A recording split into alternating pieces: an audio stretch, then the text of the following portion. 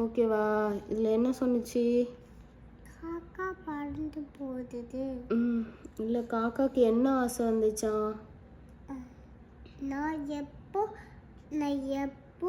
வந்து கருப்பா இருக்கு, நான் வந்து எப்போ அதர் கலர்ஸா இருப்பேன் அப்படின்னு ஆசை வந்துச்சா? அது போய் ஃபஸ்ட்டு யார்கிட்ட கேட்டுச்சான்?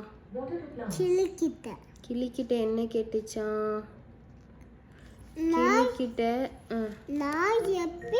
நான் வந்து பிளாக்கா இருப்பேன், நான் வந்து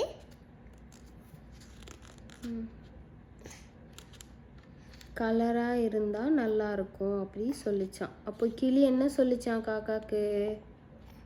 கிளி